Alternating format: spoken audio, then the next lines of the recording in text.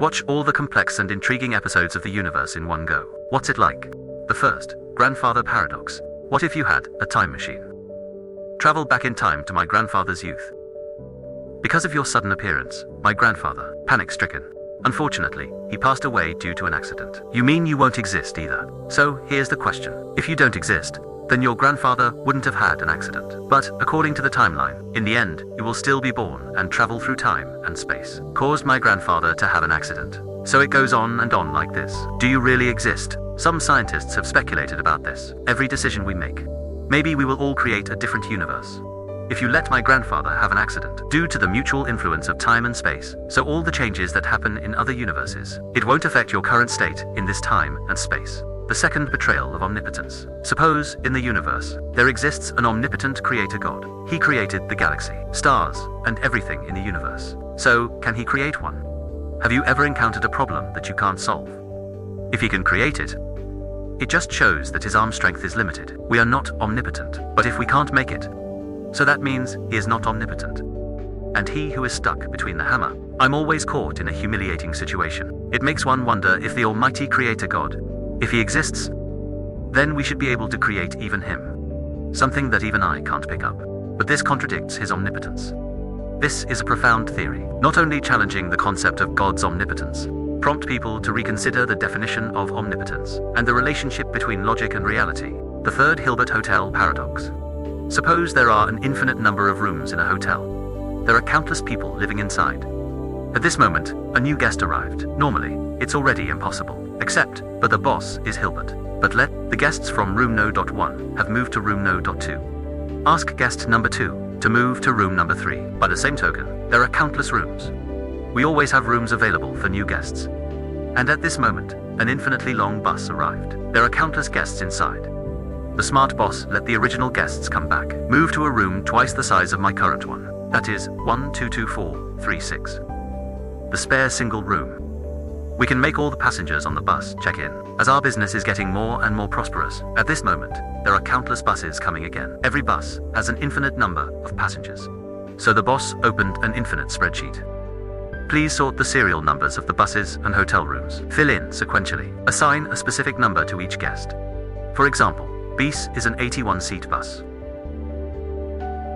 Put everyone into this table. Connect these numbers with a line. Then straighten it out. In this way, each number will correspond to a room. The problem will be solved then. And this infinite contradiction, in fact, it also leads to mathematics, magic and eerie creatures that can be hunted. Infinite, probably. As long as we can establish a one-to-one correspondence between the sequences, the number of elements in two sets must be the same. Thus, making infinity and infinity plus 1. Which is the bigger problem, really? I have a clear answer. Then, it's the same size. The theory of the fourth serve. Suppose you randomly stab a solid ball with a knife. After cutting it into many limited pieces, splice it together, you will find an amazing phenomenon. Just by rotating and translating, you can get to a sphere exactly the same as the original solid ball. For example, that infinite thing from before. It's like an animation of making chocolate. Just cut a whole piece of chocolate. Rearrange the positions again. You can get another whole piece of chocolate. At the same time, I can also spare a small piece of it. This is a counterintuitive argument. It mainly comes from set theory and geometry mathematics. Learning the volume of a set of points in space is not measurable. Just reassemble them. We can construct an infinite number of things. A sphere identical to a round ball. Although all of this only applies in the field of mathematics and in the real physical world. But we can't violate the law of conservation of mass. But even so, this argument is quite convincing. We have still refreshed humans' understanding of space, and you just need to divide a certain object into 5 pieces. We can complete this transformation process. A fifth special, Hughes's ship. Suppose you are sailing a big ship at sea. I encountered a group of pirates. At this moment, you started a gunfight with the pirates. After a life and death battle, although your big ship has survived, but it was also bombed to pieces. So, you can only repair or replace all the damaged parts. As we continue to sail, other parts of the ship also began to be damaged, one after another, until you assemble all the parts of the big ship. We've replaced them all. So this is still the original ship, right? Or maybe, if we take the original ships, all the disassembled old things, parts, assemble everything together again. So these two ships. Which one is the original big ship, after all? He explained something. After a series of renovations, will their identity also change? For example, in the human body, 1 billion cells die and are replaced every minute. About 7 years or so, all the cells in our body will be renewed once. So are we still the same people we used to be? Actually, one solution for this lifetime is check if the function of the ship has changed. If its operation mode is exactly the same as that of the old ship, so they all belong to the same ship. The sixth pair of twins. Suppose you have a pair of twin brothers. Among them, you take a spaceship that is close to the speed of light. Take an interstellar journey. But your brother stayed on Earth. When you get back to Earth, I find that my brother has aged a lot. And according to our usual understanding, everyone's time should flow at the same speed. Therefore, betrayal occurred. Who among you two is actually younger? In fact, according to Einstein's theory of relativity, the speed of an object in four-dimensional spacetime, equivalent to him being in space and time, the vector sum of motion speed. That is to say, when the speed of an object increases, the slower the passage of time, the slower it will be. After the spaceship takes off, he is moving forward towards the future, together with the Earth. As the spaceship gradually approaches the speed of light, make its trajectory, in time and space, gradually deviate from the Earth's orbit, the timeline of the Earth, and the spaceship will no longer exist at the site. So, when you return to Earth, you'll find that the clock on the spaceship is faster than the clock on Earth. I'm much slower now. We can talk about relativity. It has changed our understanding of time and space.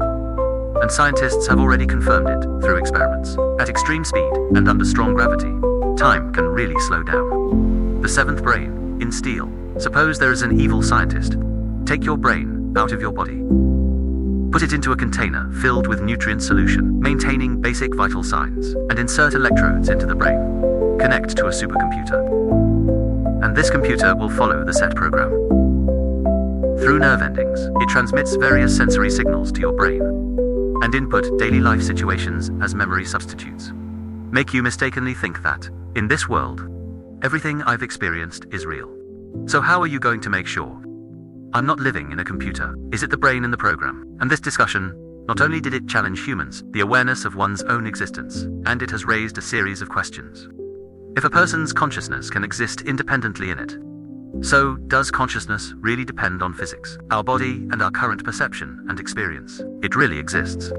Or is it just a product of our brain? The eighth trolley problem. Suppose there is a madman. Zai tied 5 innocent people to the tracks. An out-of-control tram is coming towards them. At this moment, you just need to pull the lever next to you. We can make the electric car change lanes. Therefore, we saved these 5 people. But unfortunately, there is also a person tied up on another track. So, would you still choose to pull the lever? In general, most people's instinct would be to choose 5 people, because 5 lives are definitely more valuable than 1 life. So we should minimize the damage as the best choice. And this is also a typical utilitarian viewpoint. Provide the greatest benefits to the most people. At the same time, critics argue that life cannot be compared. Once you pull the lever, you've become an accomplice of immoral behavior, and we need to be on another track, bearing part of the responsibility for someone's death alone. If we upgrade the difficulties, incorporate elements of family affection, at this moment, you still have the right to choose which track to follow. But someone in another orbit, it's your relative or lover. So, what will you choose this time? And in this case, no matter what happens, this is a question of killing and saving people at the same time. In fact, it's also a test of both human nature and morality. After testing, what will you choose in front of the screen?